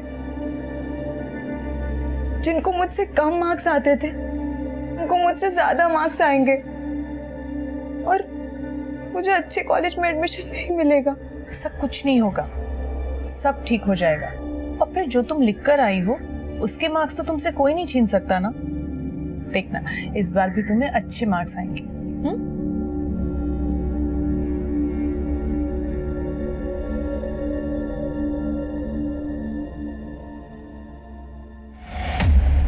12th इकोनॉमिक्स एग्जाम के पेपर लीक होने के बाद देश के कई पुलिस स्टेशंस में स्टूडेंट्स और पेरेंट्स द्वारा भी इस मामले की शिकायत दर्ज करवाई जाने लगी और मामले की गंभीरता को देखते हुए यह केस क्राइम ब्रांच को सौंप दिया गया, जिसकी अगुवाई क्राइम ब्रांच के डीसीपी अंकित प्रकाश कर रहे थे। सर हाँ क्या एनी अपडेट? सर वो क्वेश्चंस पेपर कई सोशल मीडिया ग्रुप्स पर बहुत तेजी से सर्कुलेट हुआ है, शायद स्टेट के लगभग सभी सेंटर्स में। त्यागी ये किसी एक सेंटर में नहीं, मुझे लगता है इंडिया के सभी सेंटर्स में ये पेपर लीक हुआ है। सोशल मीडिया अकाउंट्स के जितने भी ग्रुप्स में वो पेपर शेयर हुआ है उन सबको फिगर आउट करो। साउथ, ईस्ट, नॉर्थ, वेस्ट सब जोन्स की अलग अलग टीम्स बनाते हैं। इतने बच्चों से पूछताछ करना, I know it's very tough, लेकिन हमें हर हाल में उस सोर्स तक पहुंचना है जहां से ये पेपर सबसे पहले लीक हुआ। राइट साहब। 2 अप्रैल 2018 को होने वाले इकोनॉमिक्स के इम्तिहान का लीक क्वेश्चन पेपर जो क्राइम ब्रांच के सामने आया था वो हैंड रिटन था और इन 11 पन्नों की फोटोज 45 से ज्यादा सोशल मीडिया अकाउंट्स में सर्कुलेट किए गए थे, जिन्हें महंगी से महंगी और सस्ती से सस्ती बोली लगाकर खरीदा और बेचा गया था। और अब इन सोशल मीडिया ग्रुप्स में मौजूद फोन नंबर्स का पता लगाकर कई स्टूडेंट्स से पूछताछ की जा रही थी, लेकिन यही सामने आ रहा था कि स्टूडेंट्स से वो लीक पेपर खरीदे थे। लेकिन इसको लीक करने वाले असल गुनहगारों का पता लगाना समंदर में सुई खोजने जैसा साबित हो रहा था। अर्चना जी, 45 से भी ज्यादा सोशल मीडिया ग्रुप्स में ये पेपर सर्कुलेट हुआ है। उन ग्रुप्स में इंडिया के सभी स्टेट्स के नंबर हैं। इसका मतलब इंडिया के 4173 सेंटर्स में बच्चों को पहले से ही पता था कि कौन से क्वेश्चंस आने वाले हैं। सर, इस साल 12th में 12,73,000 स्टूडेंट्स ने एग्जाम दिए थे। सबका फ्यूचर दांव पे लगा हुआ है, सब उस सोशल मीडिया की वजह से। नहीं अर्चना जी, सोशल मीडिया सिर्फ एक जरिया है, असली अपराधी तो वो है जिसने ये पेपर लीक किया। वो hand written paper English medium में था, जिसे इंग्लिश मीडियम के स्टूडेंट्स के साथ साथ हिंदी मीडियम के स्टूडेंट्स ने भी खरीदा, क्योंकि दोनों क्वेश्चन पेपर्स में क्वेश्चन सेम थे। अब जाहिर सी बात है, क्वेश्चन पेपर लीक करने वाला कोई स्टूडेंट तो होगा नहीं। सर, पर वो जो कोई भी हो, कोई ना कोई स्टूडेंट तो उसे जानता होगा ना। अर्चना जी, फिलहाल तो ये केस इसी चक्रव्यूह में फंसता नजर आ रहा है कि किस स्टूडेंट को ये क्वेश्चन पेपर किससे मिला, क्योंकि जितने स्टूडेंट्स इस पेपर को खरीदने वाले मिल रहे हैं उतने ही बेचने वाले भी। I can understand sir, it must be very tough on you to figure out कि असली कल्प्रिट कौन है। अर्चना जी, टफ तो जरूर है, but we can catch them with your support, क्योंकि एग्जाम आपके बोर्ड ने कंडक्ट किया, तो पेपर लीक होने के तार आपके बोर्ड से भी जुड़े हो सकते हैं। सर, मुझे नहीं लगता इसमें हमारे बोर्ड से जुड़ा हुआ कोई भी इंसान हो सकता है। हाँ, अगर आपको किसी पे शक हो तो आप प्लीज इन्वेस्टिगेट कीजिए, और अगर आपको मेरी मदद की जरूरत हो, I will always be there for you sir. Thank you ma'am.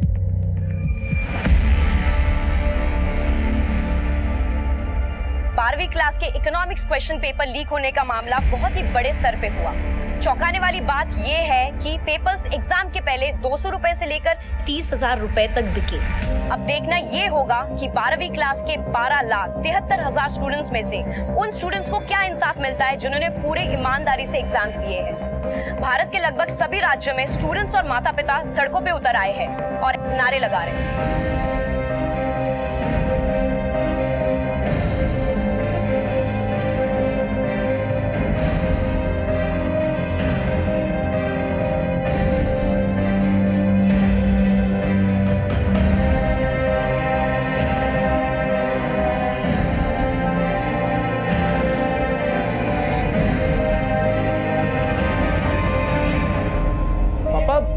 समझ में नहीं आ रहा है कि ये न्यूज़ सच्ची है फेक है। Fake news? मुझे बताओ, तुमने पेपर अच्छा दिया है ना? हाँ पापा, 90% से कम आने का चांस ही नहीं। खत्म बात। पापा, आप यूएस के कॉलेज में मेरा एडमिशन तो करा रहे हो ना? बिल्कुल। मैंने तो यूएस में तुम्हारी कॉलेज देखने का प्लान भी बना लिया है, उसी बहाने यूएस भी घूम लेंगे। हेलो? नहीं, पापा बोल रहे न्यूज़ फेक है। क्या?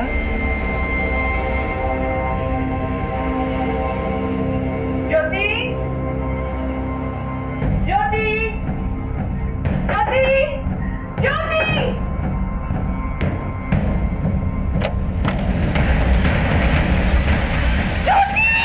सर, आई नो कि मैटर बहुत सेंसिटिव हो गया है, we are still trying to figure out sir, paper leak करने में किसका हाथ है।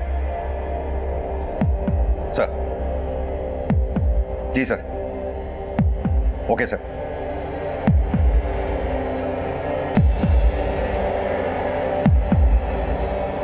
हाँ त्यागी, पूरी टीम को मेरे केबिन में लेके आओ।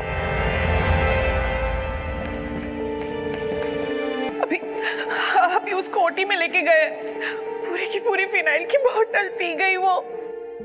सर अभी तक की गई पूछताछ में सिर्फ स्टूडेंट ही स्टूडेंट सामने आ रहे हैं। पहला स्टूडेंट बोलता है कि उसने वो पेपर दूसरे से खरीदा और दूसरा बोलता है कि तीसरे से। अभी तक 30 से ज्यादा स्टूडेंट को हम बैक ट्रैक कर चुके हैं। समझ में नहीं आ रहा कि उस सोर्स तक कैसे पहुंचा जाएगा जहां से इस कांड की शुरुआत हुई। त्यागी, स्टूडेंट्स को बैक ट्रैक करने के साथ साथ हमें पेपर सेटिंग के इस पूरे प्रोसेस को इन्वेस्टिगेट करना होगा, जहां से ये 12th के इकोनॉमिक्स के पेपर को सेट करने की शुरुआत हुई। यानी कि national certificate of secondary education पूरे इंडिया में से बेस्ट टीचर्स की 4 टीम बनाती है और इन 4 टीम्स में वही टीचर्स अपॉइंट किए जाते हैं जिनका कोई बच्चा या रिश्तेदार उस साल बोर्ड का एग्जाम ना दे रहा हो और उन टीचर्स में से कोई भी प्राइवेट ट्यूशन ना देता हो। इन चारों टीम्स में हर टीम का एक एक हेड होता है और ये चारों टीम उस साल का अपना अपना क्वेश्चन पेपर बनाकर हेडक्वार्टर में भेजती हैं। 4 लोगों की एक कमेटी बनाती है जो इन चारों टीम्स के द्वारा बनाए गए क्वेश्चन पेपर में से किसी एक टीम के क्वेश्चन पेपर को सेलेक्ट करता है। सेलेक्ट करने के बाद फिर अपनी सर्टिफाइड प्रिंटिंग प्रेस में वो पेपर प्रिंट होने के लिए भेजती है। इस बात का खास ख्याल रखा जाता है कि वो पेपर सीसीटीवी की निगरानी में ही प्रिंट हो।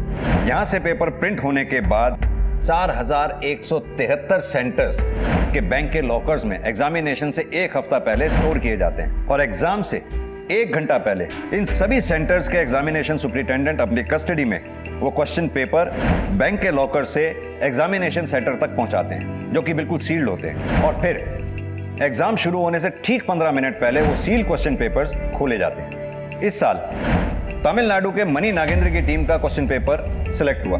गौर करने वाली बात यह है कि इन चारों टीम्स में से किसी भी टीम को यह नहीं पता होता कि किस टीम का क्वेश्चन पेपर सिलेक्ट किया गया। या तो यह हो सकता है कि मनी नागेंद्र की टीम में से कहीं वो पेपर लीक हुआ है, या फिर जो 4 लोगों की कमेटी उन्होंने बनाई उन 4 लोगों के नाम है विशाल, सुलोचना, सरोज दीक्षित, मुकुंद श्रीवास्तव। इन चारों में से किसी ने वो पेपर लीक किया। 3rd स्टेज, अगर यहां भी नहीं हुआ तो हो सकता है प्रिंटिंग प्रेस के किसी एम्प्लॉय ने वो पेपर लीक किया। अगर ये सब यहां भी नहीं हुआ तो हो सकता है बैंक के लॉकर से लेकर एग्जामिनेशन सेंटर में स्टूडेंट्स तक पहुंचने के बीच में वो पेपर लीक हुआ। हमें हर एंगल को बहुत अच्छी तरह से इन्वेस्टिगेट करना होगा, कोई भी एंगल हम अनछुआ नहीं छोड़ सकते।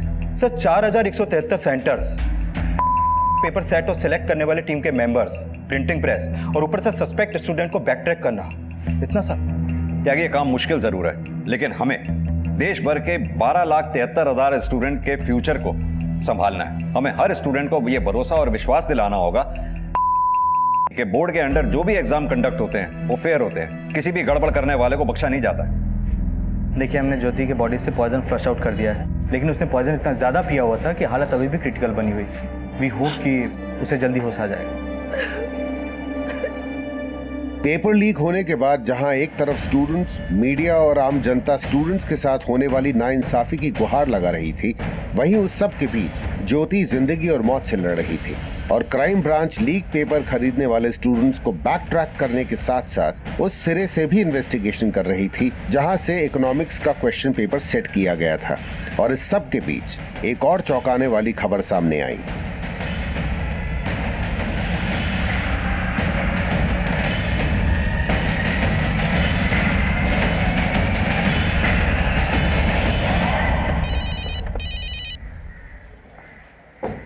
जी अर्चना जी। सर आज 10th बोर्ड का मैथ्स का पेपर भी लीक आउट हो गया। क्या?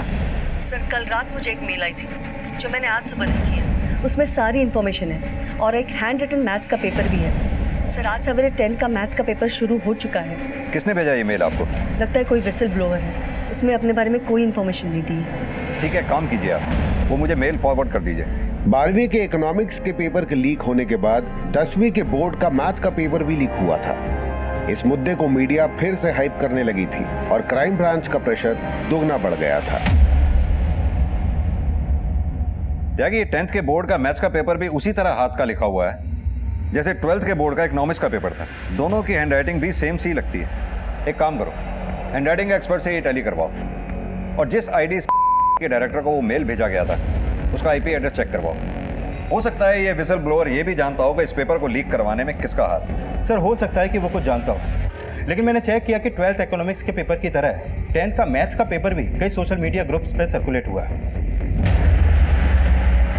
कहने में खेद है कि इस साल 10th और 12th दोनों बोर्ड एग्जाम्स के पेपर लीक हो चुके हैं। मामले की गंभीरता को समझते हुए national certificate of secondary education ने अगले महीने दैट इज 2 मई को 12th के इकोनॉमिक्स का री एग्जाम लेने का फैसला किया है। मैंने तो इतने अच्छे से एग्जाम दिया था पापा, मेरी तो कोई गलती भी नहीं है, फिर इनकी गलती की वजह से मैं क्यों वापस एग्जाम दूं? देखो पारस, ये वक्त ये बातें सोचने का नहीं है। मैं कहता हूं तुम री एग्जाम की तैयारी फिर से शुरू करो ना, ये एग्जाम भी अच्छा जाएगा। पापा मैं जब तक री एग्जाम के रिजल्ट का वेट करूंगा तब तक यूएस के कॉलेज के एडमिशन की डेट निकल जाएगी और मेरे यूएस जाके पढ़ने का ड्रीम ही रह जाएगा। देखो पारस, जो चीजें अपने हाथ में नहीं है उन्हें लेकर परेशान नहीं होना चाहिए। इंडिया में भी अच्छे कॉलेजेस है, अच्छी यूनिवर्सिटीज है। यहाँ पढ़ के क्या होगा पापा? 12th का नहीं 10th के मैथ्स के एग्जाम का भी पेपर लीक हुआ है और क्या पता 12th के इकोनॉमिक्स के री एग्जाम का वापस लीक हो जाए, या कुछ फेयर नहीं है पापा। पारस मैम लेकिन 10th का मैथ्स पेपर भी लीक हुआ है और आप सिर्फ 12th का री एग्जाम करवा रहे हो। हमने इस बारे में विचार किया था, लेकिन 10th स्टैंडर्ड के स्टूडेंट्स पास होकर किसी न किसी स्कूल में कैरी फॉरवर्ड हो जाते हैं। इसमें उनके करियर में कोई फर्क नहीं पड़ता, इसीलिए हम उन स्टूडेंट्स को दोबारा से एग्जाम का प्रेशर देके उन्हें परेशान नहीं करना चाहते। लेकिन 12th का एग्जाम स्टूडेंट्स के लिए लाइफ चेंजिंग होता है। स्टूडेंट्स जिंदगी के ऐसे चरण में होते हैं जहाँ किसी के साथ भी कोई नाइंसाफी नहीं होनी चाहिए। इसलिए बहुत सोच समझने के बाद हमने ये फैसला लिया है कि सिर्फ 12th का इकोनॉमिक्स का री एग्जाम लिया जाएगा।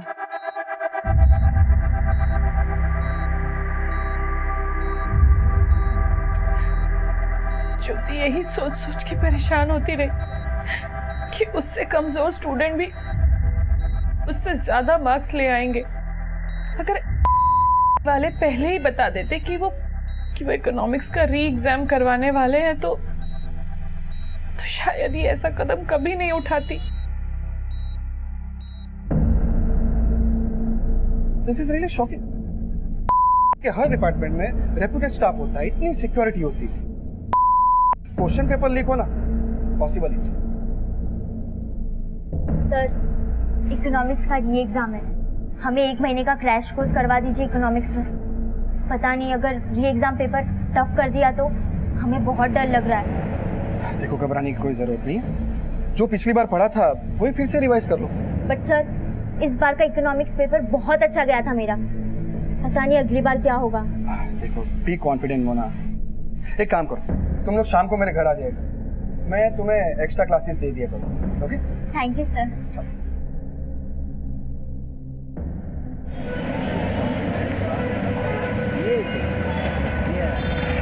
तेरे चक्कर में 5,000 का नुकसान हो गया। बोला था इकोनॉमिक्स का आइटम बम खरीदना है, पर हुआ क्या? बोर्ड वाले फिर से एग्जाम ले रहे हैं। अब मैं क्या करूं पापा, इस बार मैं उस त्यागी से 2,500 में पेपर खरीदूंगा। अबे पैसे पेड़ पे उगते हैं? बस इसी तरह पेपर खरीद कर या नकल करके पास होते रहना जिंदगी भर। पापा सब ऐसे ही पास होते हैं, और आपने क्या तीर मार लिया लाइफ में? 8वीं फेल ही हो। क्या बोला? सर हमने एग्जाम पेपर सेट करने वाले मनी नागेंद्र की टीम से लेकर पेपर सिलेक्ट करने वाली टीम के हर मेंबर को इन्वेस्टिगेट किया। सर लगता नहीं है कि इन सब में उनका कोई हाथ होगा। और वो प्रिंटिंग प्रेस? सर हमने वहां के सीसीटीवी फुटेज चेक की, लेकिन कुछ भी सस्पिशियस नहीं मिला। और सर 4173 सेंटर्स के क्वेश्चंस पेपर जिन बैंक्स में रखे गए थे वह अभी भी जांच चालू है। और वो आईपी एड्रेस ट्रेस हुआ जिससे डायरेक्टर अर्चना त्रिपाठी को मेल भेजा गया था? सर हमारी साइबर टीम ट्रेस करने की कोशिश कर रही है। त्यागी साले मेरे 5,000 रुपए वापस कर। तुझे पता है बोर्ड एग्जाम फिर से ले रहा है। फिर से एग्जाम कर रहा तो मैं क्या करूं? पैसा वापस नहीं करूंगा। अगर पैसे वापस नहीं करेगा ना तो री एग्जाम की पेपर मुझे फ्री में देना होगा। गाँव बसा नहीं, लुटेरे पहले आ गए। एग्जाम पेपर बनना अभी शुरू नहीं हुआ तो पहले से घंटी कर रहा।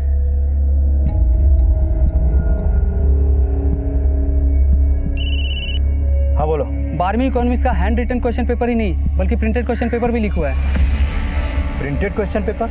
हाँ सर, कई सारे स्टूडेंट्स ने आपस में प्रिंटेड क्वेश्चन पेपर भी शेयर किया है। मुझे एक स्टूडेंट से एक प्रिंटेड क्वेश्चन पेपर की फोटो मिली है जो मेरे मोबाइल में पड़ी हुई है, मैं आपको फॉरवर्ड करता हूँ सर। ठीक है भेजो मुझे। मतलब पहले ये प्रिंटेड पेपर लीक हुआ, उसके बाद वो हैंड रिटन क्वेश्चंस लीक हुए? सर ऐसा हो सकता है, लेकिन फिलहाल ऐसा लग नहीं रहा। सर मैंने चेक किया 12th इकोनॉमिक्स के प्रिंटेड क्वेश्चंस पेपर 2 अप्रैल की सुबह एग्जाम शुरू होने से करीब 1 घंटे पहले ही सोशल मीडिया पर सर्कुलेट हुए, जबकि हैंड रिटन वाला पेपर एग्जाम के 2 दिन पहले से सर्कुलेट हो रहा है। अब तो आगे की इन्वेस्टिगेशन से साफ होगा कि पहले प्रिंटेड वाला लीक हुआ या फिर हैंड रिटन वाला पेपर। त्यागी के 4173 सेंटर्स हैं। हो सकता है इसमें एक नहीं, एक से ज़्यादा गैंग का हाथ। लेकिन सर अभी तक हमारे पास एक गैंग का भी कोई लीड नहीं है, और ऊपर से ये दूसरा। सर ये केस तो और भी कॉम्प्लिकेटेड होता जा रहा है। इस प्रिंटेड पेपर में का सेंटर कोड है, पता करो कौन से सेंटर का कोड है। Okay sir.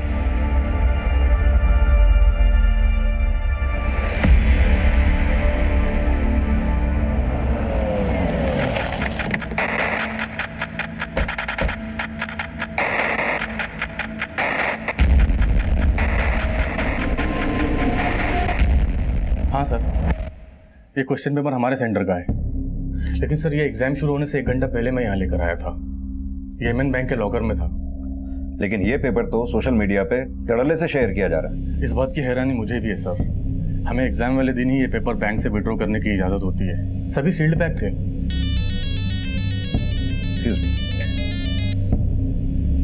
हाँ त्यागी बोलो। सर मैंने एमएन बैंक के मैनेजर से पूछताछ की। उसका कहना है कि क्वेश्चन पेपर्स का बंडल एग्जाम शुरू होने से 1 घंटा पहले ही लॉकर से निकाला गया था। और सर बैंक में चारों तरफ सीसीटीवी है, तो बैंक से पेपर लीक होने की पॉसिबिलिटीज बहुत कम है सर। मुझे लगता है इस कांड में बैंक के ही किसी स्टाफ का हाथ है। और हाँ, तुम बोल रहे थे ये प्रिंटेड क्वेश्चन पेपर एग्जाम शुरू होने से पहले सोशल मीडिया पे शेयर किया गया। हो सकता है ये प्रिंटेड क्वेश्चन पेपर बैंक से स्कूल लाते समय रास्ते में कहीं लीक किया गया हो। त्यागी हर पॉसिबिलिटी को अच्छी तरह से खंगालो, शायद कोई लीड पे। Okay sir. इतनी सी बात पे तूने इतना बड़ा कदम उठा लिया? एक बार हमारे बारे में सोचा तक नहीं?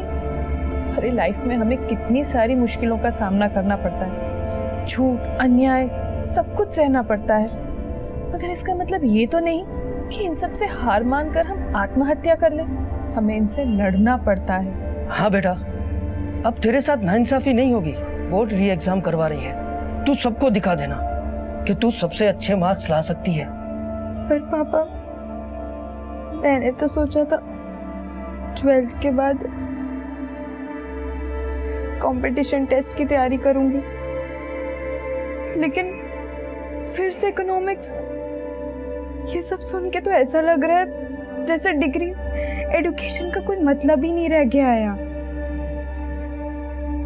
देखना, फिर से री एग्जाम्स का क्वेश्चन पेपर लीक हो जाएगा। सर जिस आईडी से डायरेक्टर को मेल किया गया था उसका आईपी एड्रेस ट्रेस हो गया है। सर ये मेल किसी विट्ठल मेहता की आईडी से की गई थी, और पता चला है कि विट्ठल मेहता के बेटे ने इस साल 10th के बोर्ड का एग्जाम भी दिया है। सर वो मेल मैंने नहीं, मेरे बेटे ने भेजा था। उसे उसके एक दोस्त ने बताया था कि 10वीं के एग्जाम्स के पेपर लीक हुए। मेरा बेटा बहुत मेहनती है सर, और वो चाहता था एग्जाम्स फेयर हो। आपको पता है आपके बेटे को वो पेपर्स किस फ्रेंड से मिले थे? जतिन नाम है उसका, शायद कहीं से खरीदे थे उसने पेपर्स, और मेरे बेटे को बेचना चाहता था। मगर मेरे बेटे ने एग्जाम्स के 1 रात पहले ही वो पेपर्स मेल कर दिए थे ताकि एग्जाम्स कैंसिल कर दे, मगर ऐसा नहीं हुआ। पूरा अप्रैल है तुम्हारे पास तैयारी करने के लिए। एग्जाम होगा तो मई में ही होगा, इसलिए अच्छे से पढ़ाई करना। बट सर, इतना सब कुछ हो रहा है, उस वजह से मैं कंसंट्रेट ही नहीं कर पा रही। टीवी न्यूज़ देखना बंद कर दो। बार बार वही सोचोगे तो कंसंट्रेट कैसे कर पाओगे? All the best.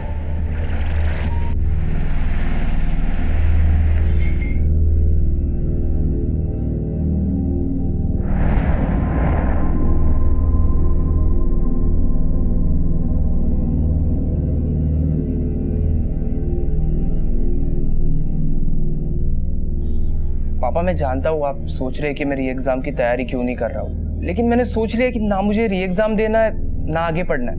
क्या फायदा है ये सब करके? मैं बस आपका बिजनेस संभालना चाहता हूँ पापा। बिना पढ़े।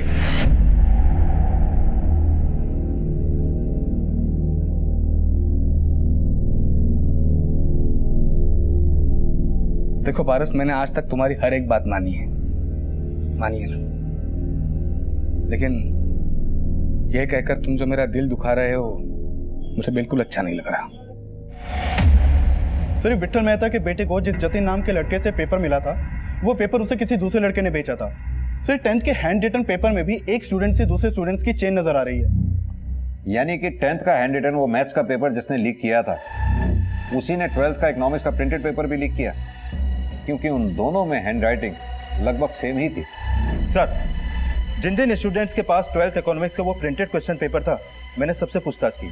सर, उनमें से कुछ स्टूडेंट ने एक कॉमन नाम लिया है, किसी नंद किशोर का। वो कोई स्टूडेंट नहीं है सर, बल्कि एक ट्यूटर है, और उसने ही वो प्रिंटेड क्वेश्चन पेपर अपने स्टूडेंट को भेजा था। लाजपत नगर में कोचिंग सेंटर चला था सर।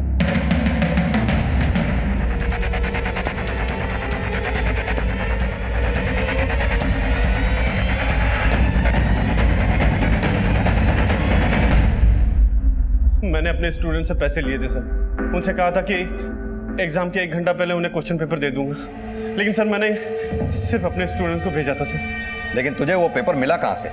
सर, मेरे दोस्त हैं, एम के प्राइड स्कूल में पढ़ाते हैं सर, उन्होंने ही मुझे उस क्वेश्चन पेपर की फोटो भेजी थी। नाम बोल उनका। सर, नंद किशोर ने हमें बोला था कि वो हमें 2 लाख रुपए देगा, इसीलिए सर। नंद किशोर के अलावा और किस किस को बेचा वो क्वेश्चन पेपर? सर जी, उसके अलावा और किसी को नहीं दिया।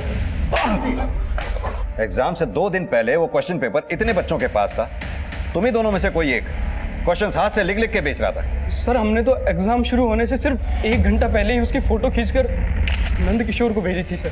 ये ऐसे नहीं बोलेंगे, अच्छी तरह से तोड़ो इनको। सर सर सर हमने कुछ भी नहीं किया उसके अलावा। सर, वो तीनों भी वही कहानी बोल रहे हैं, और उनमें से किसी की भी हैंड राइटिंग उस हैंड रिटन वाले पेपर से मैच नहीं करती है। मैंने सबके मैसेजेस भी चेक किए, और सर ऋषि और रोनित ने एग्जाम शुरू होने से 1 घंटे पहले ही नंद किशोर को सिर्फ प्रिंटेड पेपर का फोटो भेजा था। यानी कि उन हैंड रिटन क्वेश्चंस को लीक करने वाला कोई और ही है। सर, मुझे भी यही लग रहा है, क्योंकि ये हैंड रिटिंग वाला ही पेपर सबसे ज़्यादा सर्कुलेट हुआ था।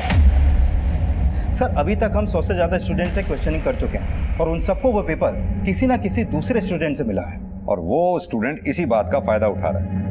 मतलब सर? मतलब ये त्यागी, अभी तक तुमने जितने भी स्टूडेंट्स को इंटेरोगेट किया है, हो सकता है उन्हीं स्टूडेंट्स में से कोई स्टूडेंट ऐसा हो जिसने वो क्वेश्चन पेपर किसी बाहर वाले से खरीदा हो, और अब वो खुद को बचाने के लिए किसी दूसरे स्टूडेंट का नाम दे रहा हो। पॉसिबल है सर। सर, जितने भी स्टूडेंट्स हमारी रडार में हैं, हम उन सबका और उनके पेरेंट्स का बैकग्राउंड चेक करवा रहे हैं, लेकिन किसी के भी खिलाफ अभी तक कुछ भी नहीं मिला सर। त्यागी, स्टूडेंट्स जितने भी स्टूडेंट्स का नाम सबसे ज्यादा ले रहे हैं, यानी कि ऐसे स्टूडेंट्स जिन्होंने अपने दोस्तों में वो पेपर सबसे ज्यादा सर्कुलेट किया, उनकी लिस्टिंग करो, उनकी डिटेल्स मुझे दो। री एग्जाम्स होने में 20 दिन बचे हैं, और हमें उन 20 दिनों के अंदर ही इस केस को सॉल्व करना होगा।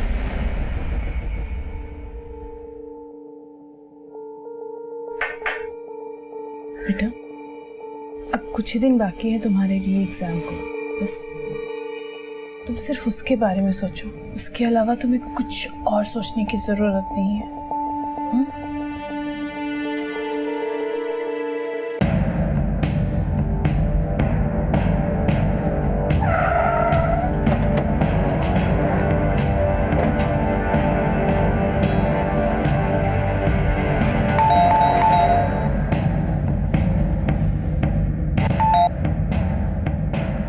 जी बोलिए, आप लोग कौन है? पुलिस। ये सुरेंद्र त्यागी यहीं पे रहता है ना? जी हाँ, यहीं रहता है, मेरा बेटा है। बुलाइए उसको। लेकिन वो तो घर पे आई नहीं। फोन लगाइए उसको। जी, फोन अंदर पड़ा, मैं लगाता हूँ।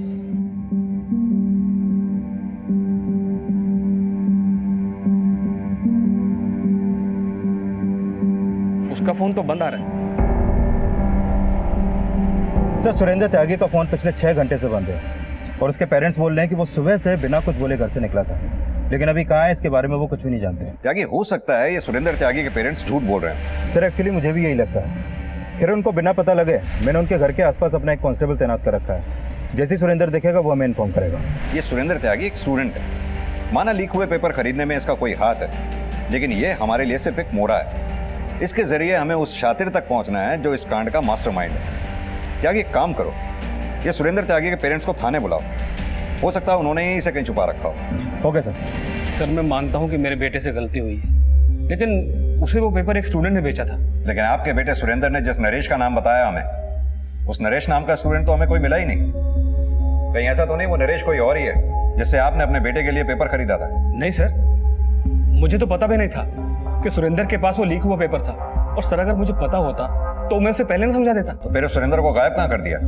सर मैं तो खुद अपने बेटे के लिए परेशान हूँ। परेशान है या उसे बचाने की कोशिश कर रहे हैं? नहीं सर, और हाँ सर, जैसे मुझे मेरे बेटे के बारे में कुछ भी पता चलेगा मैं सबसे पहले आपको इन्फॉर्म करूंगा।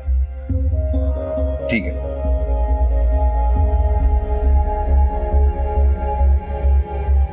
त्यागी, सिर्फ सुरेंद्र ही नहीं, इसके फादर की भी पूरी डिटेल्स निकालो। हो सकता है इनके कॉन्टैक्ट में कोई ऐसा हो जिससे इन्होंने सुरेंद्र के लिए वो क्वेश्चन पेपर खरीदा हो। हाँ बोलो मोना। सर प्लीज मेरी हेल्प कीजिए प्लीज। पापा बोल रहे कि मैं री एग्जाम ना दूं। क्यों? सर वो मेरी शादी कराना चाहते। शादी? हाँ सर, मैंने उन्हें पहले भी मना लिया था कि मैं पास होंगी तो वो मुझे कॉलेज में भी पढ़ाएंगे, लेकिन जब से ये री एग्जाम का अनाउंस हुआ है तब से वो पढ़ाई लिखाई में बिलीव ही नहीं रहा उनको। सर प्लीज मेरी हेल्प कीजिए, मुझे शादी नहीं करनी। देखो देखो मोना, तुम टेंशन मत लो, मैं तुम्हारे पापा से बात करूंगा। Thank you sir.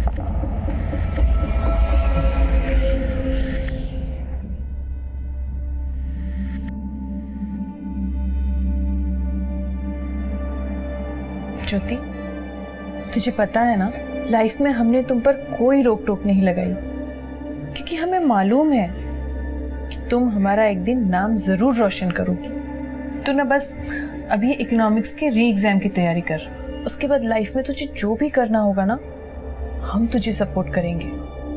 मम्मी मुझे नहीं पता कि अब मैं पहले जैसे पढ़ भी पाऊंगी या नहीं। सर सुरेंद्र के कॉल रिकॉर्ड निकाले तो पता चला कि पिछले 4 दिनों से उसका फोन बंद है, और ये भी पता चला है कि कई दिनों से वो अपने घर के आसपास भी नहीं दिखा है। यानी कि सुरेंद्र के फादर हमसे झूठ बोल के गए। लेकिन सर इस सुरेंद्र के कॉल रिकॉर्ड में कुछ भी सस्पिशियस नहीं मिला है। ज्यादातर नंबर उनके रिश्तेदारों के हैं और उन स्टूडेंट्स के जिनको उसने पेपर्स बेचे थे। लेकिन सर हैरानी की बात तो यह है कि जब से वो गायब है उसने अपना बैंक अकाउंट एक्सेस नहीं किया, और उसके अकाउंट में ज्यादा पैसे भी नहीं है, जबकि उसने वो पेपर बेच के लाखों रुपए कमाए थे। हो सकता है वो पैसा उसने किसी और के अकाउंट में जमा कर रखा हो, या फिर अपने बाप के। सर उन्होंने झूठ तो बोला ही है, उठा के लाऊं? यहीं पे पूछते हैं। नहीं त्यागी, सुरेंद्र तो सिर्फ एक मोहरा है। हो सकता है उसके फादर ने किसी के डर से उसे कहीं छुपा रखा हो। हमें तो उस आदमी तक पहुंचना है जिसने वो पेपर लीक कराया। फिलहाल सुरेंद्र के फादर पे नजर रखो, उन्हें पता भी नहीं चलना चाहिए कि हमने उन पे नजर रखी हुई है। उनके कॉल रिकॉर्ड्स, बैंक अकाउंट्स सब अच्छी तरह से खंगालो, शायद उनमें से हमें उस आदमी का पता चले जिसने वो पेपर लीक करवाया। Okay sir.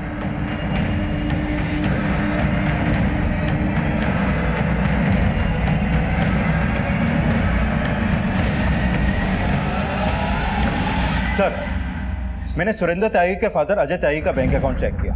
उसके अकाउंट में 31 मार्च से 4 अप्रैल तक करीब 17 लाख रुपए जमा हुआ है। व्हाट? Yes sir. यानी कि इकोनॉमिक्स का हैंड रिटन क्वेश्चन पेपर जो अपने शेड्यूल टाइम से 2 दिन पहले लीक हुआ, यानी कि 31 मार्च को, और 10th के मैथ्स का पेपर 4 अप्रैल को। त्यागी इस कांड में सुरेंद्र ही नहीं, उसका बाप भी शामिल है। सर मैंने इस अजय त्यागी के कॉल रिकॉर्ड भी चेक किए, लेकिन उसमें किसी भी ऐसे इंसान का नंबर नहीं मिला जिसका कनेक्शन या से है या फिर उन बैंक से जिनके थ्रू वो पेपर लीक करवाया जा सके। लेकिन सर 31 मार्च से 4 अप्रैल के बीच वो अपनी भाभी पूजा त्यागी के लगातार टच में था। ये पूजा पंजाब में रहती है सर। इस पूजा त्यागी की डिटेल्स निकालो। लगता है इस अजय त्यागी से दोबारा मिलने का वक्त आ गया है।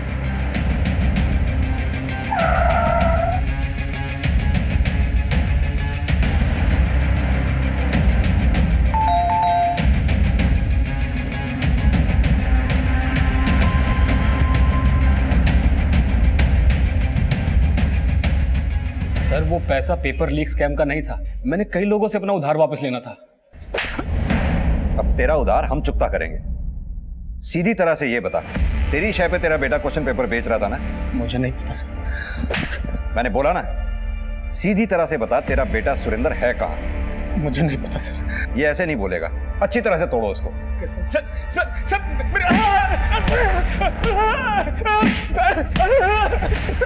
सर मैंने अजय की भाभी पूजा त्यागी के बारे में पता किया। वो पंजाब में 10th और 12th के स्टूडेंट्स की काउंसलर है, और इस साल उसके बेटे युग त्यागी ने भी 10th का एग्जाम दिया है। सर अजय बोल रहा था कि उसकी भाभी पूजा ने 10th और 12th के एग्जाम पेपर उसके पास भेजे। Thank you very much sir, आपके कहने से पापा मान गए। लेकिन तुम्हें भी उन्हें अच्छे मार्क्स लाकर दिखाना होगा, तभी वो तुम्हें दिल्ली यूनिवर्सिटी में पढ़ने की परमिशन देंगे। पिछला पेपर तो मेरा बहुत अच्छा गया था, इस बार क्या होगा मुझे कुछ समझ नहीं आ रहा। तुम वरी, मैं हूं ना। मैंने तुम्हारे लिए कुछ नोट्स तैयार किए, चल बताता हूं।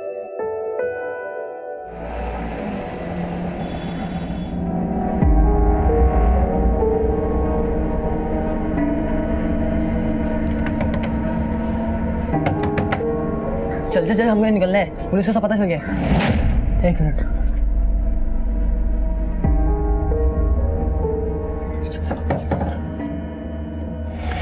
इतनी जल्दी में कहाँ पे?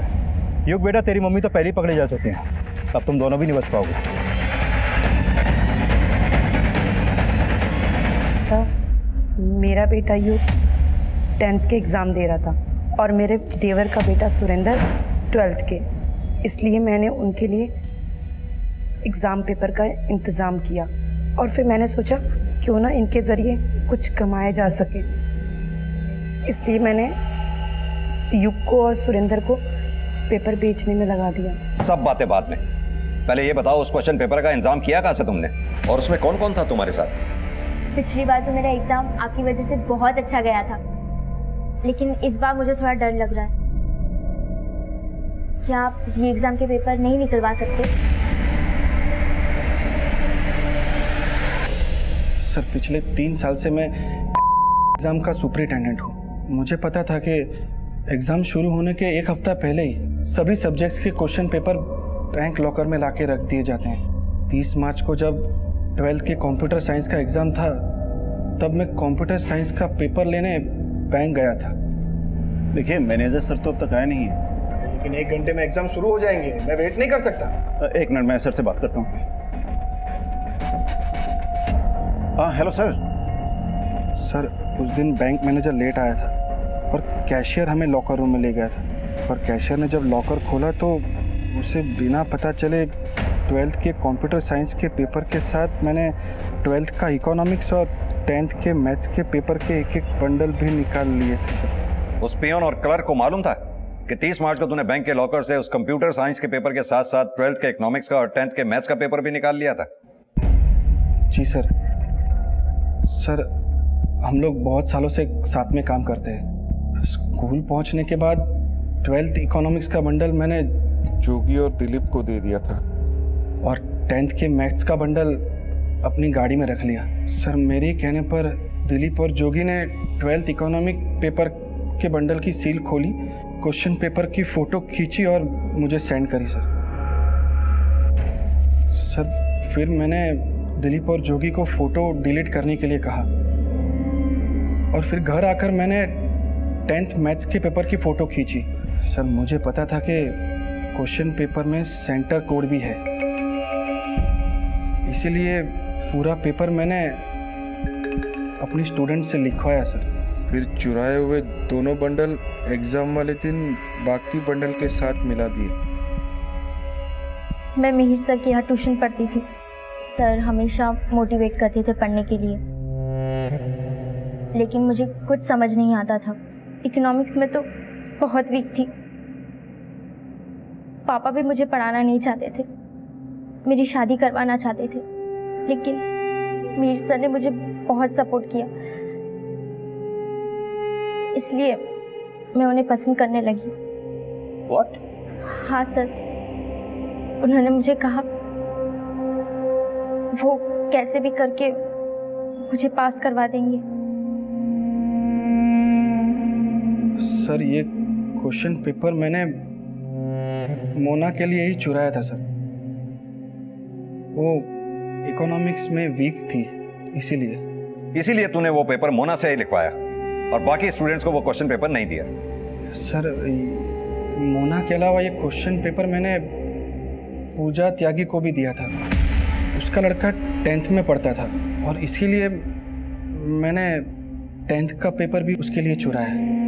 मुझे प्रिंसिपल बनना था, लेकिन प्रिंसिपल बनने के लिए कम से कम 10 साल का टीचिंग एक्सपीरियंस होना चाहिए सर, और मेरे पास तो 7 साल का ही एक्सपीरियंस था। पूजा त्यागी का पॉलिटिकल कॉन्टेक्स्ट बहुत अच्छा था सर, इसलिए उसने मुझे कहा कि अगर मैं उसे 10th का पेपर लाके दूँ उसके बेटे के लिए, तो वो मुझे प्रिंसिपल बनवा सकती है उसके पॉलिटिकल इन्फ्लुएंस लगाकर। इसलिए सर 10th का मैथ्स का पेपर मैंने उसे लाकर दे दिया। सर तभी उसने मुझे कहा कि उसके देवर का लड़का 12th बोर्ड की एग्ज़ाम दे रहा है, तो सर उसे खुश करने के लिए मैंने इकोनॉमिक्स का पेपर भी उसे दे दिया सर। लेकिन सर मुझे ये नहीं पता था कि वो पेपर बेचकर पैसा कमाने के चक्कर में है सर। क्राइम ब्रांच ने बेहद ही जुझारू तरीके से 12th इकोनॉमिक्स के री एग्जाम से पहले ही इस केस को क्रैक करके होनहार स्टूडेंट्स के मन में एग्जाम्स के प्रति विश्वास पैदा किया। और इस साल ज्योति और पारस समेत 12th के 12 लाख से ज्यादा स्टूडेंट्स ने इकोनॉमिक्स का री एग्जाम दिया। लेकिन नकल और पेपर लीक होने जैसे गंभीर मुद्दों पर विचार करने की जरूरत है, क्योंकि अगर एग्जाम्स फेयर न हो तो इसके परिणाम बेहद ही घातक साबित हो सकते हैं।